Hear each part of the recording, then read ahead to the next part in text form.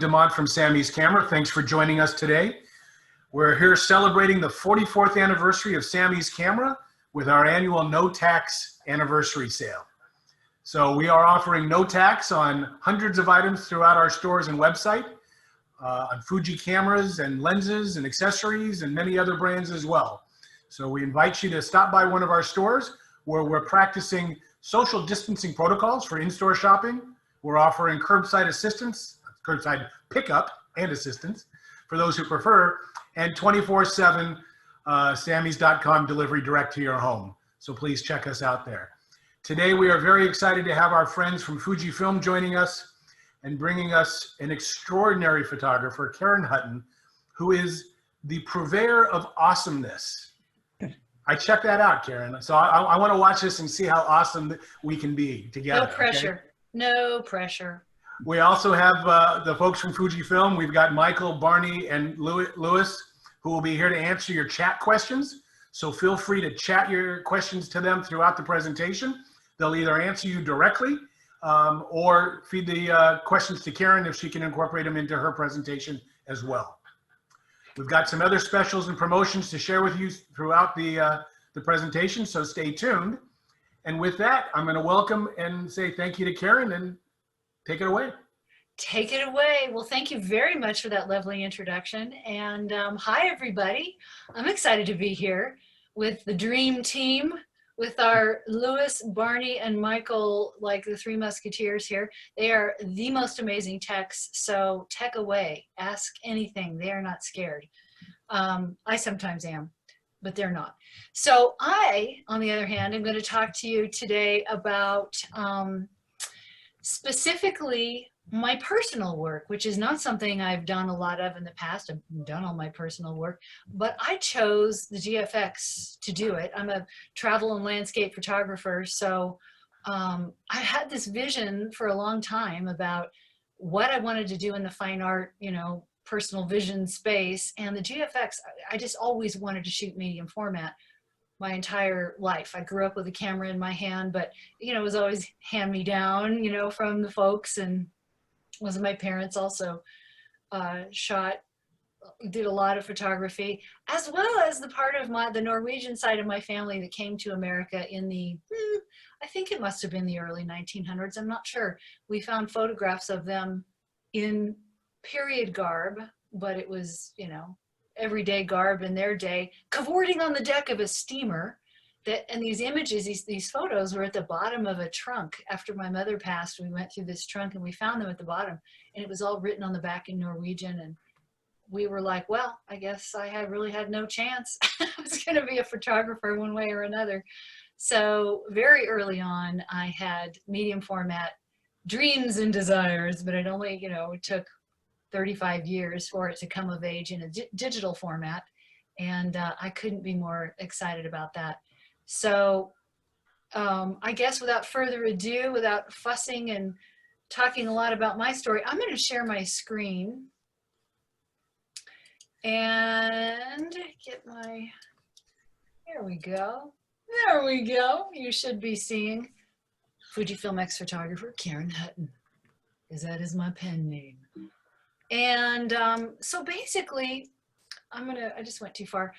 I'm going to talk to you about why I create with Fujifilm large or medium format, depending on who you talk to. And I'm sure one of our tech guys will explain that afterwards. That might be a good thing to talk about, because it is sometimes referred to as large format. Sometimes it's referred to as medium. I shoot with a Fujifilm 50S mainly because it just suits me. It suits, you know, the ergonomics and the size and the weight and just everything about it suits me. And I decided to break all this down by lens. And I'm going to start with the 32-64. And here's why. When the GFX first came out in its beta form, what usually happens is they get it developed to a certain point, or at least they did this particular camera, and then they need images. You know, Fujifilm needs images because, you know, they got to put the whole marketing together and everything. So there'll be a small group of us, maybe, sometimes only one, but in this case, there was a group of 6 of us who beta tested this camera. So it showed up in January of 2017. I was the last one to get it because we all had the same unit for a week. The day after it arrived, it began to snow. 15 feet later, it snowed every single day except part of the fourth day that I had it of 6 when I could actually go out. And you'd say, oh, it's not blizzarding anymore. You can go out. But now the problem is there's 10 feet of snow. Where can you park? Where can you go? Really, there's not a lot. So I lived at the time in Truckee, California, which is in the Sierra Nevada mountains, which is why there was so much snow. So I managed to get out one day and photographed this image here on the left. We also made a film. And so I had a little bit of time on this fourth day. Then it started to snow again, dumped another 5 feet in a day and a half. So on the 6th day, I had to ship the thing back. And my videographer and I met in the forest you see on the right. And it was really just like thigh deep. We just had to kind of wade through it, but we got our film done and it was absolutely stunningly gorgeous. I did one day go out in the blizzard. This was actually one of the blizzard days and I went out without any covering on the camera. I didn't actually tell anyone that until we started to do this webinar series because I let it get drenched. I just took it out and let it get blizzard on because I figured, hey, it's a beta camera. I'm the last one to use it. Is it weatherproof or is it not? So it was, luckily for me, I suppose. Yeah, I used it in a blizzard. It got so strong at one point I retreated back into the forest, which is where I took this shot. And even though it doesn't look like it's blizzarding, it was that I took a little bit longer exposure because it really wasn't that pretty. You know, if you could see all the snowflakes, it just looked like, you know, you'd run into a snowbank. So I made the shutter drag a little bit so that it just looked like a mist. This was the 4th day after it cleared. And normally I can go out to the shore. And I stepped off the edge of the bank there and went in up to my waist and decided, okay, I think I'm not going to do that. And it took me 15 minutes to come back out of the one step. It took me a half a second to get down. But again, it was gorgeous. And this camera, I just fell in love with. I took it then still with the 32 to 64. And by the way, I used the 32 to 64 in all this weather because I wasn't about to change lenses in the field, okay? Not in a blizzard. And I thought the 32 to 64 was going to give me the most bang for my buck. Without changing lenses, even though I had a few others. Kind of had a similar mentality when I lead photography retreats. Not at the moment because we're all kind of locked down, but I don't know if you knew that. Joke. Okay, it's not that funny. But anyway, I did go to France for one of my photography retreats and didn't want to, because we were on our feet all day walking through cities and I didn't want to look all that high profile. So I just took the GFX and the 32 to 64 and decided that limitation was going to work for me because it wasn't that limiting. And it made me get a little more creative, which is a whole thing about limitations that I love. But this lens and this camera recorded the places that we went in the south of France, which is where I lead my retreats in France, and captured some amazing images in so much detail. So the thing that I always loved about Fujifilm from the time that I switched and became an ex-photographer in 2015 were the colors, the micro contrasts, the dynamic range, the just, you know, the almost 3D quality, which I have sort of decided to describe. I'll find a really good, this is all, you know, in France. This was the island of Saint Honorat, where there are still 5th century Cistercian monks. They're not actually like alive since the 5th century. Just their order of monks have been there since the 5th century. They've got a vineyard and a winery and this incredible fortress right on the water in the Mediterranean. And it was gorgeous. And so then, you know, as I led my group through, we went to the island and we went to Grasse up the hill, you know, in the French Riviera. And we went to Antibes, where there are plenty of markets and those wonderful vendors with all kinds of interesting things. And I wanted to try same lens, 32 to 64, wanted to see what we could do with some of their gorgeous vegetables in the market. And then, you know, a little street photography, because why not? And I thought the one on the left was just hilarious for every reason. The woman in the back, what the heck is she thinking? I don't know. I'd love to know what was on her mind right then. And of course, in my personal work, I just love the it's the glances. You know, when you're going places, you have these little fleeting glances and these little impressions, and there are fragrances and there's scenes and these moments that you perceive. Hey, Karen. Yeah, Michael, can I ask a question for you? Or absolutely. maybe everybody else. So in particular, these couple of images, have you found going to the 4:3 aspect ratio with the GFX versus what you get with 35mm, for example, to be more interesting, better, different? Because obviously it's more square or almost square. How does that work for you? I changed. So one of the things throughout this presentation I'll show you are all the different aspect ratios that I love to play with. I don't feel that I've lost much of anything when I go 4:3. I also love shooting the 65:24. It's a crazy aspect ratio that really forces you to see in different ways, and I love that.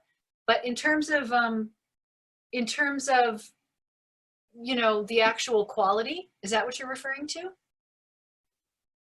No, not the image quality. I mean, whether it informs your perception of the scene in front of you. Oh my goodness. Ways. Oh yeah. Yeah. So absolutely. That's why I like to use them. To that point, I think it's, for me personally, I'm not going to tell anybody else what to do. It's really important to use different aspect ratios, and if I can, and cropping camera as much as I can. And it's not about being snobby or purist or anything like that. I appreciate it and need it for myself because of what it does to my brain and what it does to the way I see and how I see the world in photographable slices. So where I used to walk by a shot that I might have, no, let me rephrase that. I said that wrong. Let's take the 65:24 aspect ratio because it's so extreme, right? There are shots I do with that I probably would have walked by if I didn't have that aspect ratio, simply because I'm not used to seeing in it. I'll talk about the 250 lens because it was a similar thing. So I think it's a phenomenal aspect ratio, and I jump around amongst them, you know, willy-nilly, just as I want to see what I want to see. I don't know, did I answer that question? You did for me. I don't know if any of the participants had questions about that, but. Well, they can pipe up. So I took my GFX on a road trip. This is my rig. I lived in this for a month. And it was my home away from home as we traveled through Utah, Wyoming, and well, Nevada. I live in Nevada, so I drove through Nevada, Utah, Wyoming, and had a blast. So part of my personal work journey was, I began in black and white photography, came to digital once it came of age, and was, you know, I'm a little bit of a purist when it comes to black and white because I used to develop my own until darkroom chemicals made me really sick and I had to stop doing that. But what I see in the images compared to the film days, of course, it's, you know, it's sharper and there's just more, but it's all that in the image now that I imagined when I used to photograph, and I used to imagine them big on the wall. It's just all there. So this shows it a little bit, where the medium format look, and this is part of why I chose it for my personal kinds of shots that I'm not shooting for anybody else but me and what I love and the statement that I want to make. And in this case, it had to do with time and also proportion, because this barn leans, and I thought that was cool. There's a planner plane, like the planes.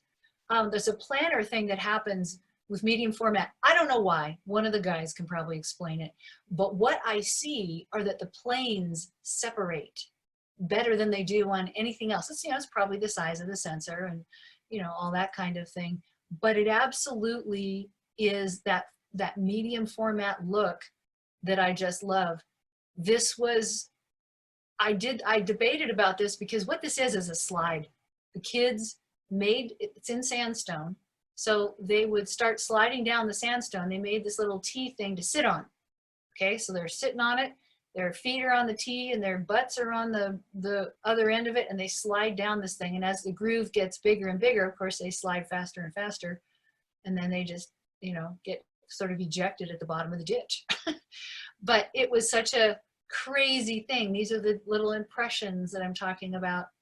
I also took the GFX, and of course I was only going to take one lens, and that was going to be the 32-64 because it's weather sealed and it's strong, and I wanted to go into slot canyons, and I wanted to go into a slot canyon that not everybody went to, and it was very, very hot, and you don't know where these, you know, unexplored ones are. So I hired a guide who's licensed in 33 slot canyons. Who knew you needed to be licensed in slot canyons? But he was. So he took me to one. He said, you can't tell anyone where it is. I said, I don't think I could find this again if you paid me. And I can't remember the name either because he made me forget it. But yeah, it was a narrow slot canyon. But then it would open up into the most amazing formations, and the way the light went, you know, just sort of poured through. It was like being in the womb of the earth. It was the most amazing. You could almost hear the heartbeat of the earth. Of course, you wouldn't want to be there in a flash flood because then you'd hear your own heartbeat as you're running for your life. And as you can see, there is water in the bottom, especially on the left, and a log at the top. So it gives you an idea of the force and height of some of these flash floods. So another reason that I wanted to go with a guide, because I don't know how to always read the signs and they come up really fast. So they were astounding, and nothing, to me, nothing but a medium format. And for my money, the GFX, mainly because, again, the Fujifilm colors and micro contrasts and, you know, just all those things that I love from my film days are present in this camera. I don't have to put it there. I don't have to imagine it. I often will work with my settings. I'll turn the color up, the sharpness up, if I want, you know, or I can turn it down. But I do a lot of my highlights and shadows and color and sharpness, and a lot of those things I might have to do in post-processing. In the past, I do it all in camera because it's exciting, and I get better ideas. I get better results, but I also get better ideas in the field at the time. So again, depth and detail and so on and so forth. Now, this Karen? begins Karen? 100 to 200, which I used a couple different ways. You would think that I used a wide angle lens on this, or a, you know, the 32-64 or something wide. No, it was so vast that in order to make it only just this vast, I needed a telephoto. And I also love the compression that I can get in a telephoto. And here is also a place where you can see the separation between the mountain and the sky behind. It almost looks like it's on a set. Hey, Karen? Yes? You've shown a lot of black and whites in the last couple of minutes. So are you putting the camera into a black and white film sim to pre-visualize, or are you just Yes. shooting color? And okay. Yes, I am. And I'll be honest, you know, the techs always laugh at me when I say this, but I shoot in RAW and JPEG. You know, it's old fashioned. It's just how I feel. So I do shoot in black and white. I shoot the sims, and then I take the sim for inspiration, and sometimes I'll even overlay it on the RAW, which of course defeats the point of the RAW, I realize, if it's really good. But mostly what I use it for is an inspiration, and then process the RAW to take it beyond, you know, what's in the camera. Excellent. For my taste. Not that what's in the cameras, there's anything wrong with it. It's just, you know, my visualization. Yeah, I did the same thing here. It's just that the way I wanted it was this really extreme black and white. So this is something, so again, shot this with 100 to 200 down in the Alabama hills of California, right at the foot of Mount Whitney. And I call this kind of like the DNA shot. Like if you've ever been to the Alabama hills, or even if you haven't, it's like a moonscape. And the rock formations there are really striking and really different and in contrast to Mount Whitney. And you can, you know, stand there and look at them both. It's wild because it doesn't look like they're from the same planet. And every time I'm down there, I'm like, I want to just get a shot that says, this is the Alabama Hills. This is kind of like in a slice, in a DNA strand, what this place is to me. And that's this shot. And the only one that could do it was the 100 to 200, at least at the distance I was at, you know, at this moment. Shot it black and white. And then from that went, yes, but I think for my finish, I want a more extreme black and white. And I also shot it. The other reason I had to shoot it at a distance was I put a shadow behind this because I knew I wanted to black out the background, but I wanted it to be almost black out already. And then I stopped it down. So it was a little bit dark. So mostly all I had to do was, you know, bring up some highlights, and voila, it was a really easy processing. Use this telephoto lens. There was this fence, and I probably what I should have done, I said this last time I did this, and I was like, I didn't put it in here. This fence right near where the big mountain was assembled by, you know, just random parts. I'm a sucker for random parts. I'm a sucker for found art and slices of, and this fence I just couldn't stop staring at this fence. And I thought to myself, what is the one slice here? What is the one piece of this? Why are you staring at it? If you could walk away with one bit of it that says, this is this fence and why I fell in love with it, what would it be? And this is a 65 by 24 aspect ratio, so that I didn't have to crop it. I cropped it a little bit still because I even wanted it more extreme, but it put it there. So it really helped me a lot frame it the way I wanted to. Michael, I have a question for you about that, which is currently the JPEG is in the aspect ratio and the RAW is not, correct? So the RAW is always the full sensor. Right. Okay. It is a pure RAW.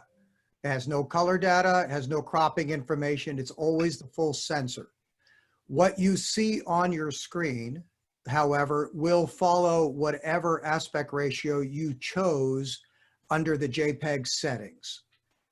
And what the thumbnail or the preview image that comes with the RAW file will be rendered in that same color and same aspect ratio.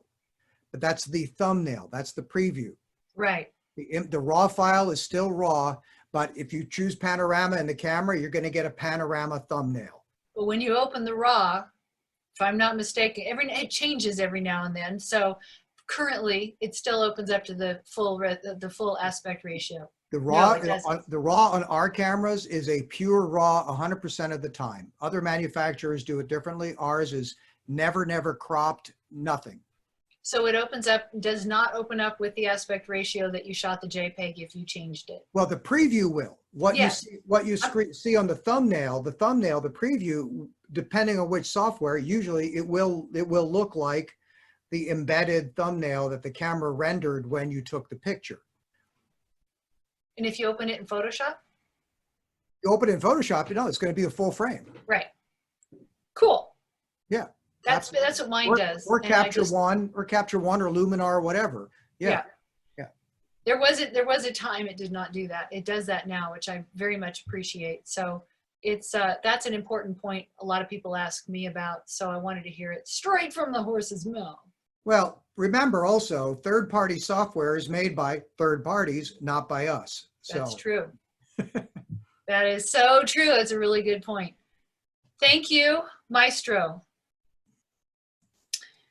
So again, I'm just kind of strolling through some images that the 100 to 200 just, you know, puts me, I don't have to walk on nails, literally, this old barn in Satleyville. I'm sorry, Satley, in California. To get this close with pretty much any other lens, I would have had to walk over a bunch of boards with nails in them, and I wasn't that excited about that. So I'm gonna just put this lens on and away I go. These are the slices of, again, the one on the left was another one that there was a pretty good broad stream that was really coursing down the mountain, and I didn't particularly want to get in it with all the ice.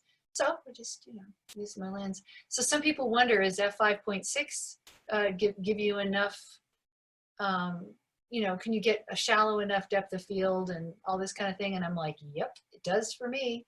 I don't even think this was 5.6. I think I usually shoot this unless I want something even more specific. This was probably f7.1 or 8 is my guess. And I did use a filter to slow down the water some. I like texture in water, so I never just, rarely I should say, ever just make it be misty. And again, another shot from the Alabama Hills on the right. It's another angle of the ice. And to me, the intimate landscapes that I am so drawn to feel like I'm just right there. It's like when you're right in someone's, not in someone's face, but it's someone you love and you're close and you can smell them and their breath and it's good. Okay. It's not like bad breath and they're, it's just like really intimate because you are getting to know them in a way that you wouldn't otherwise. And I feel the same way about nature when I do my intimate landscapes. And Alabama Hills again, and a friend, it was very hot. He was walking around with his umbrella. I said, go up on that rock. And he did. I love it when friends do that. It's super awesome. And a final parting shot from the Alabama Hills.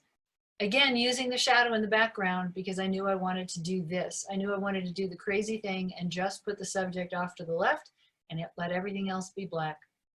It's just a thing.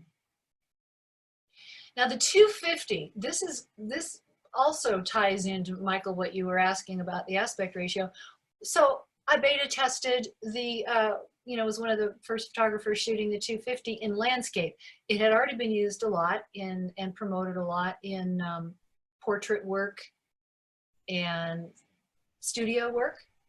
And then they handed it to me and said, go do some landscape.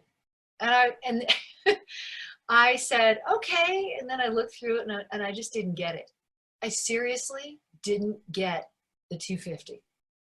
And I muttered and whined, not to anybody else, just to myself. I kept it to myself. But I was like, what the hell? Why am I using this in landscape? I just couldn't get it because it doesn't see the way I was seeing. It didn't, frame things the way I thought it should. And I fought with it for about a week till finally one day, and this is where artists know thyself and keep breaking habits and use limitations to make you see different. To me, the 250 at the time when I first got it was a limitation. It was a gorgeous lens. I mean, they're all so sharp and so amazing, but I couldn't get the framing. Suddenly I went, all right, I flipped it around and I said, what do you see? How do you, because I talked to my gear, I don't know if any of you do that, but I do. I said, what do you want to see? What do you see? What can you show me about the world that I don't know? And all of a sudden I got the 250 and I realized, oh my goodness, I never look at the world the way it does. There's this whole panorama. I don't mean literal panorama because this looks like I think I shot this 16 by 9, I think. And then maybe cropped a little bit top and bottom, but not much. I just started to see possibilities I had completely missed. Seriously, it was like having like some big blind spot in your eye. Like you just don't even have vision in this one quadrant of your life. That's what it was like. That's how big of an aha it was to finally start to see the world the way the 250 did in a landscape scenario. And then, of course, then I couldn't stop taking pictures with it, and I loved it. This was a scene I'd wanted to get for years. And I had no idea the crows were there because I was so busy focusing on, oh my God, the sheep and the light, and oh my God, this little building. And it was, and of course, I have to pull off the side of the road and all the traffic's whizzing by, and it's slightly terrifying. And I've taken it a few times, and I've never, ever seen the detail and everything in it that this had, because again, I've shot this spot a number of times, but this day, to me, is like the creme de la creme of that shot. So here again, I think I used, what did I use? Was it 4x3 maybe on the left? And then I, turn my camera vertical for the one on the right. And I just couldn't stop seeing at that distance. I just never really looked at that distance. Even though I have 100 to 400, I would just go right through this range. This was a 24 by 65 by 24 aspect ratio of the ladies. I always call them the ladies when I run into a herd of cows, especially when they're so picturesquely presented to me. And I always photograph the friends I meet along the way. And I always tell people, because it's true, how I get that. Sometimes people say, well, how do you get them all to look? And I say, well, I get my shot set up and then I sing to them. And people go, what? I say, yeah, usually it's home on the range. And I usually do it in a lovely low voice. I say, hello, ladies. And they kind of like go, what? And then I start singing, and they've never heard it. I guess they don't hear people sing. And they all, to the cow, every time I do this, they all do this, look at me for like, 3 to 5 seconds, and then they run because they're terrified. So it's like my own version of entertainment. My pelican friends, the 250 is great. Where I used to live in Truckee has a little lake behind it. And every July, the pelicans, the great white mountain pelicans show up and fish the heck out of this lake for about 3 weeks. And they're at the height of their migratory, whatever pattern, we can have as much as 25 of them in the pond at the same time. And so the 250 was so great because it was a good, decent distance lens with the GFX, and you cannot get too close to these guys because they're very shy and they notice everything. And as you can see, one of them is giving me the stink eye, even at this distance. But it was perfect because the detail that it got and the depth of field that I could set it for, and just everything that again, I've shot these pelicans for years. And it wasn't until I put the 250 on them that I went, there's the shot I've been trying to get all this time. Hey, Karen, Yes. have you ever paired that with the 1.4 teleconverter? I couldn't. Okay, I'm like a handhold snob, and it didn't work as well for me. I did try some, but I couldn't hold it really still enough, so it was always a little soft focus. And Okay, honestly, you're fired. I know I didn't have for what they wanted me to do. I'll be honest. At the time, I had it this one time, and for what they wanted me to do in the amount of time I had to do it, I had to fish or cut bait, and I needed. This is just my own failing, I guess, as a photographer. I just needed a little more time to adapt to the distance, because I know a lot of people have done amazing work with it. So that's my story, honest to God. Macro, why not? It's f4, is that enough? Yeah, I think so. I love my flowers and my flower macros. And that's one of my favorite things to do without having to change lenses, is do macros with telephoto lenses, because I like asking them to do things they're not really meant to do and see what they do with them. So that's what I did with that. And then I got down in the grass and I did the shallow depth of field, and I was like, well, what do you see? And I put it in 65 by 24. And I was like, it's a Bug's Life view out their living room window. And I just thought it was interesting. When we were making the film for the 250, took it up to the, we were in the Alabama hills during the day, well, early. Then we went up to the bristlecone pine forest at 10,000 feet. And they are like prehistoric, prehensile, amazing trees. And sunset was gorgeous. So again, this is sort of like one of those DNA shots. What is just the slice of this that says, I'm an ancient bristlecone. I am 5,000 years old, and I look like I'm alive, but I'm dead. And that was this shot. Yes, I talk to myself like that. Also wanted to play, this is another one where you can see the planner, the depth. It's like I can say depth, but to me this isn't depth per se, and I don't know if it shows as well in the zoom, but I'm sure it doesn't as on my screen. But what you can see is that the parts that are behind, even though they're all in focus, you can see the planes separated, almost like that 3D thing. And I think that is one of the things about medium format that I love the most. So, I was sort of addicted to the 65 by 24. Mount Whitney, Never shot Mount Whitney at this distance in this framing before, but this is how the 250 sees Mount Whitney and the moon in the morning, which I thought was different. I've never seen Mount Whitney like that before. I would never have thought to shoot it like that. I would have gone for something completely different. So this to me was a real conk in the head and a lesson. Open your eyes. I know to open my eyes, but what does that really mean? You put on a lens you're not used to, and all of a sudden it forces you to see different. So the 23 millimeter is another favorite. It's just wide enough for me to do a number of different things. One, encompass a lot, and two, distort when I want to and not when I don't. So this horse on the right and its pasture and fence, the fence with the 23 at the distance I was, which was pretty close, just stretched it and bent it a little bit, which I loved because the fence itself had a lot of character. So I really liked, intentionally found the spot where it bowed just a little bit more. Looking up, Virginia City, Nevada, at a historic building there that everybody photographs, but I was like, oh, I want my GFX 23 millimeter version.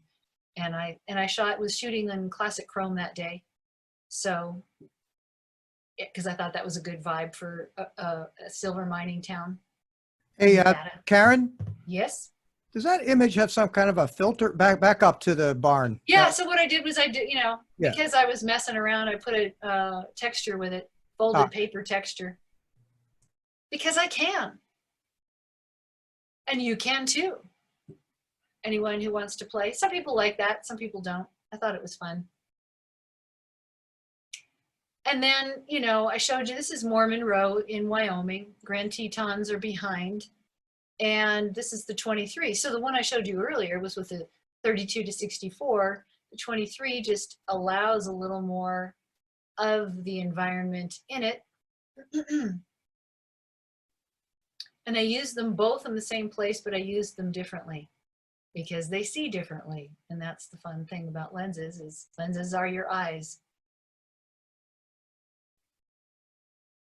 There's a big waterfall, frozen waterfall near where I live in Reno that I went up to this winter. And then fall in Bishop. This was up at North Lake in the Eastern Sierras on the right. So then, doing that thing that, I'm like, well, you're not really a macro close-up lens. What do you do if I make you go close up? And what it does is give you the most amazing detail that you can't even see with your eyes in the ice. And I did use a filter. Oh, wait a minute. I didn't think I have to use a filter this day. It was pretty dark. The sun hadn't quite hit here. So I think I actually just was able to drag the shutter without a filter. But I had that camera right down because this is a 23 millimeter. It's pretty wide. So, I had it like practically in the stream.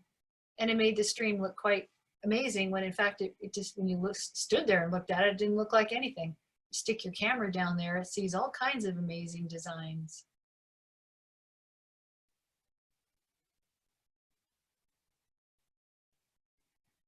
Just paths through the forest.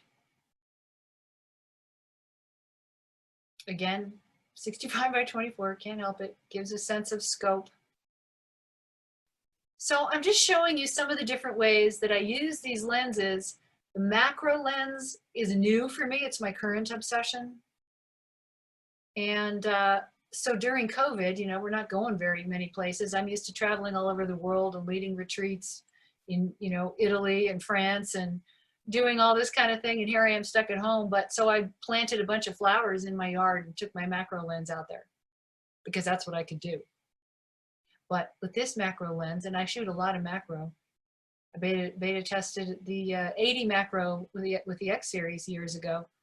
So to get to see my my yard this way was a revelation. And this is up on Donner Summit in the Sierras, just a weed. And I thought, what do you look like, weed? What do you look like at your core? And that's what macro does, but this macro lens does something extra. Again, the planes, it's the depth, it's the incredible bokeh. It's everything I wanted to see in my personal work. And the other thing is, like, you know, I'm not always in the right place at the right time. And this is extreme, so it didn't turn out quite as good because I was shooting at what, 2000 ISO, I think, but I was still able to crop and get, you know, a decent image. And so there you go. That's me. Those are my two websites if you want to check out the work that I have done for many years and the work that I started doing just this year. You can help yourself. And thank you so much for listening, for paying attention, for being here, for being interested in this amazing piece of gear, which to me gives my work, my most treasured, most heartfelt, soulful work, the edge, the feeling, the vibe that I've looked for 35 years. So I'm going to stop sharing the screen. I'm betting there are some questions. I'm going to pose another one, Karen, while Yes. people are typing theirs in. So thought process, you know, we all see the world differently, obviously. Yeah. Which is good. That's why everybody's photography is different. When it comes to deciding black and white versus color, do you make that decision at the moment you snap the button, or do you leave it to later? I usually make the decision at the time. You just know, right? It just feels well, right. no, not necessarily. No, there's actually a thing about black and white. So two things. One, if I'm shooting a lot of color, and I've been shooting a lot of color, I almost need to cleanse my palette because it gets to be color, color, color all the time. So I start to crave the peacefulness of black and white. The thing about black and white, though, is how it works best is if you're using strong, if you're framing with strong structures, you know, contrasts, shapes that are really distinctive. You can't just sort of shoot a general thing in black and white and hope for the best, because it'll probably be a mishmash. Certain tones of light and times of day don't lend themselves as well.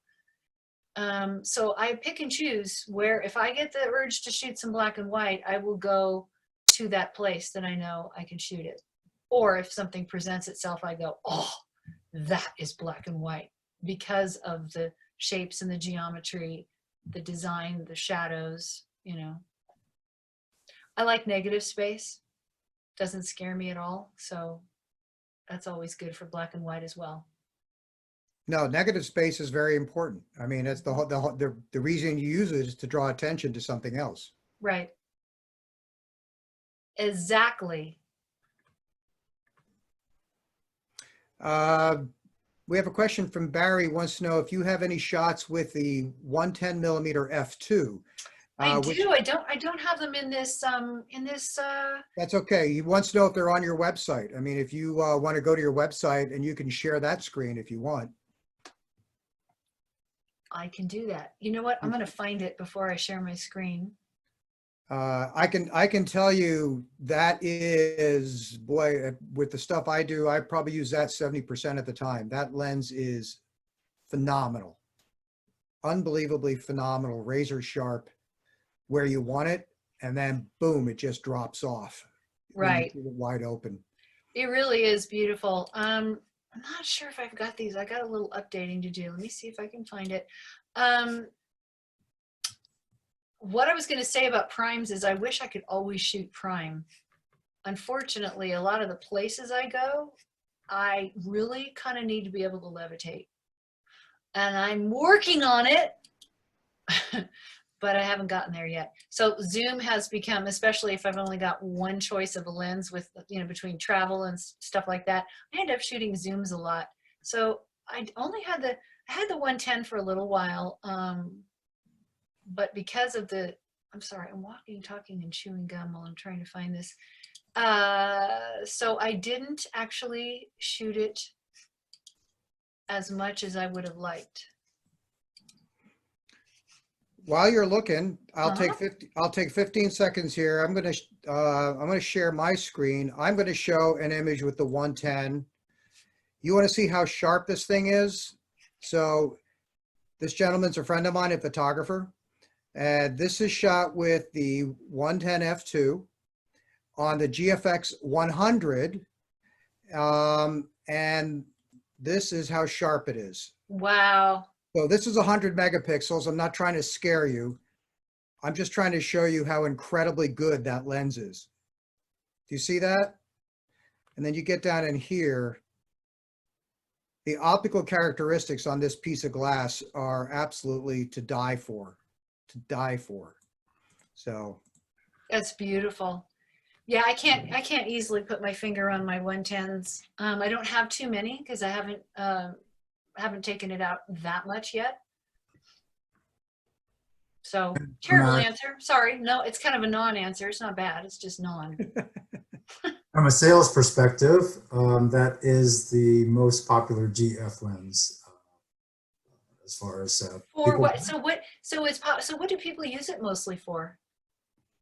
I would say portraits and weddings or anything where you need a wide maximum aperture to give you very, very paper thin, shallow depth of field. Right. It's amazing for that. Absolutely. So, to be honest, I've used that one for close-up work as well with an extension tube. So I actually think it's sharper than the 120. So sometimes I've found I will take the 110 with the 45 millimeter extension tube and use that. Yeah. I mean, honest to God, you really can't. It's like what you said before. Everybody's got their favorite thing, and there's just no going wrong with this gear, So I want to try them all. I'm not seeing any other questions pop up. Well, I see something about the promo codes, which I can, I'm going to just share them through the chat, so I don't have to talk. Look, And, Barney, could you explain what the promo codes are about? I'm going to. Well, I'll tell you what, I'll jump in while Barney's typing. So for those of you who are watching, Fujifilm is offering a special additional savings on their cameras and lenses. So for any camera or lens up to $599 or under $600, there's a $50 bonus bonus instant savings. If the product is over $600, there's a $100 bonus instant savings. So Barney will send out those codes. You can use those at Samys.com in the checkout, and they'll apply those automatically. This is in addition and above and beyond our no sales tax promotion and any other national instant savings and rebates that Fujifilm is offering. So if you're looking to buy a GFX camera or lens right now, there isn't a better time this year to take advantage of for the best deal we've ever seen. Especially on the GFX 50R right now, which has a $1,000 instant rebate. You add the $100 off of that, no tax from Samys, and say you want to add a lens to that package because you got to have some glass. You'll get $100 off of each GFX lens because They're all over $600. all those lenses are over $600. Sorry, we don't have any inexpensive, less than $600 GF lenses, but incredible savings. So thank you, Fujifilm, for making that offer to our followers and our customers. Not all of our lenses are super expensive. Here's the 50R with the 50 millimeter lens on it. What I like is how small that is. It's really tiny. There's my hand. So my hand can cover the camera and the lens together. This is a really great little walk around combination. Karen, I noticed you have a print over your shoulder. Do you print? I don't do my own printing, no, but I'm I have some new stuff I'm developing. So I did some test printing, and this was one of them, and I loved how it turned out. And because my normal space didn't work out and I had to set up a little studio here, I thought, well, I'll take this lovely shot, which I took last year in the Italian Dolomites on one of my photography retreats with the XT3. And honestly, this is the 55-200 because we were on the move, packing, and I just took two lenses the whole trip and got the most amazing, series of photos. This being Karen, do you travel with a tripod as well when you're out in the field? I do. heavy duty for the size of the GFX cameras and lenses, or how does that So, work? is it okay if I mention my brand? Because I'm not touting it. I'm just saying so that Yeah, you know. no. People need to know what kind of equipment is necessary Right. to use this camera. So I pack I use Really Right Stuff, have from the beginning. So it's a Really Right Stuff, their travel tripod, and then it's the BH40 ball head. Okay. And I can use the GFX with that. I can use the biggest lens. I was using it with the 250. With all my GFX lenses, it's no problem at all. I've actually got a BH30 I want to try and see what it does. Because I got to imagine when you're doing some of that close-up work with the medium format cameras and lenses, hand holding is not really an option in some of those lighting situations. No, it's not at all. Not at all. So yeah, it was actually I think that time I was beta testing one of their tripods, their new, even smaller tripod, which I can't remember what it's called now. I don't actually have one, but because I know my travel one has a post, and I had it down almost down to the ground. And I wondered, and I purposely took this hike with the GFX and the lighter tripod, and it's, 3 miles up. You start where it's hot and you end up where it's snow and ice. And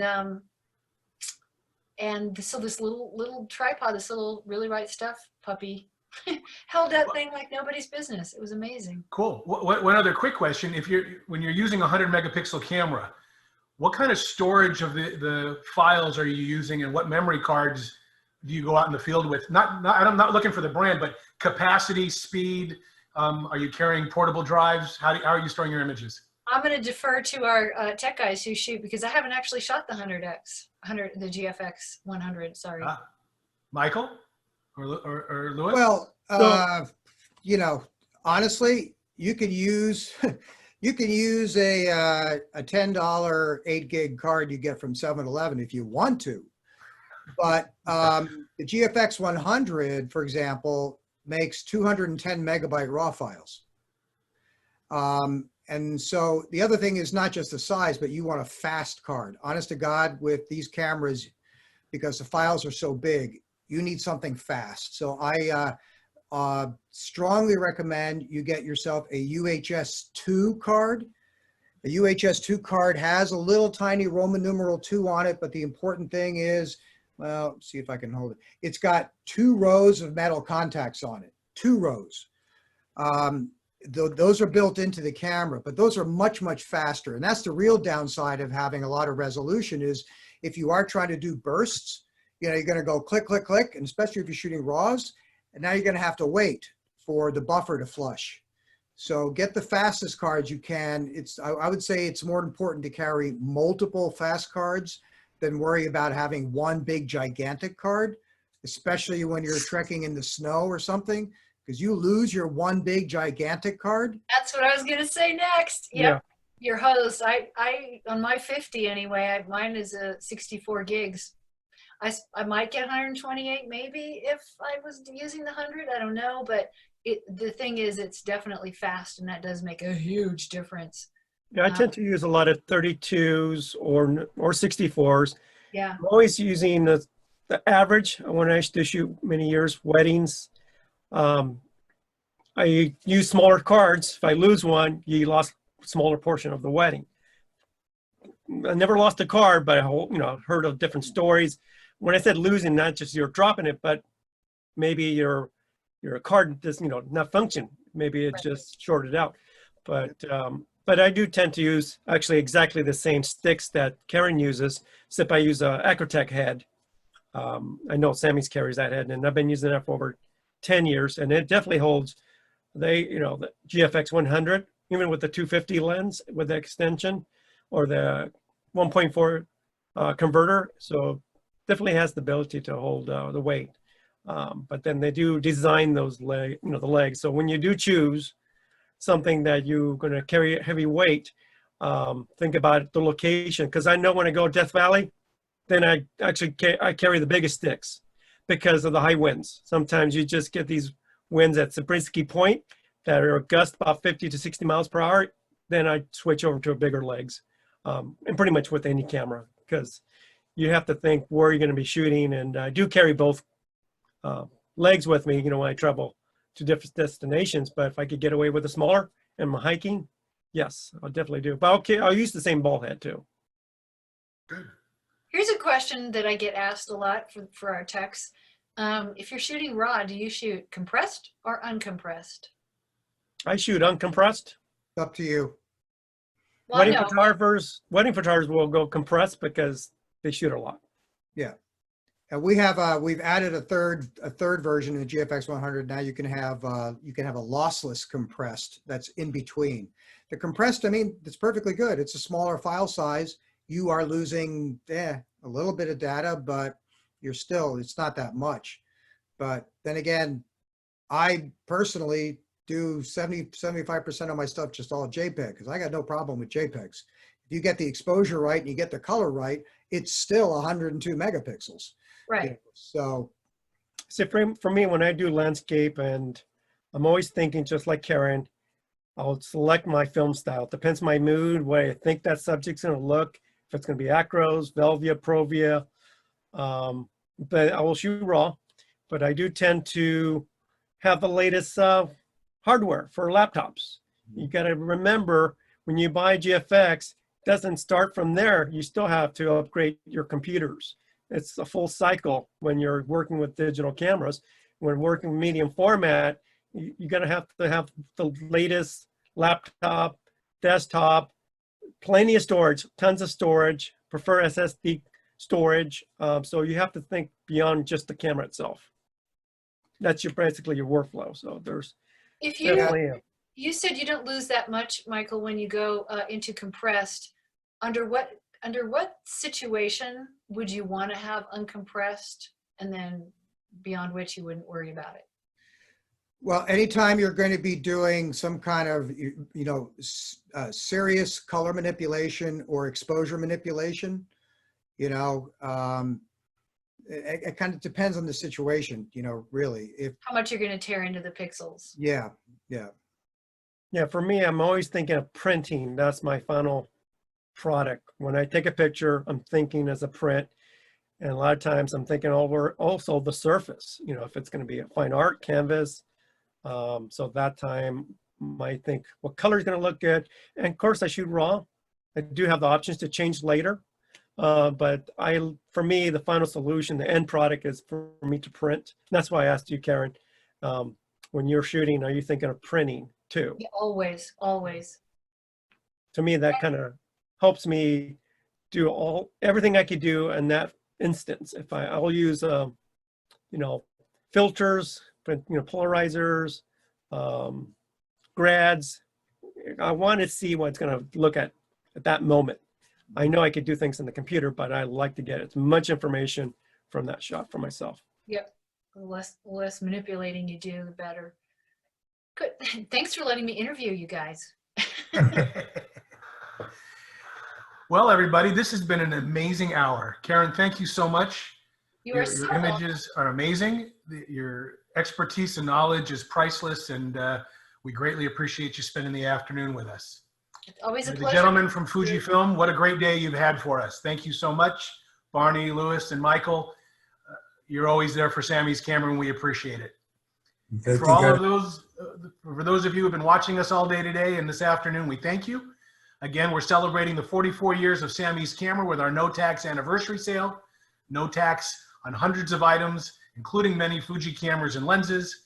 We're offering curbside pickup, in-store shopping with social distancing protocols, 12 months, 0% financing on a Samy's credit card, if that interests you. And as always, 24/7 at samys.com for direct-to-home shipping.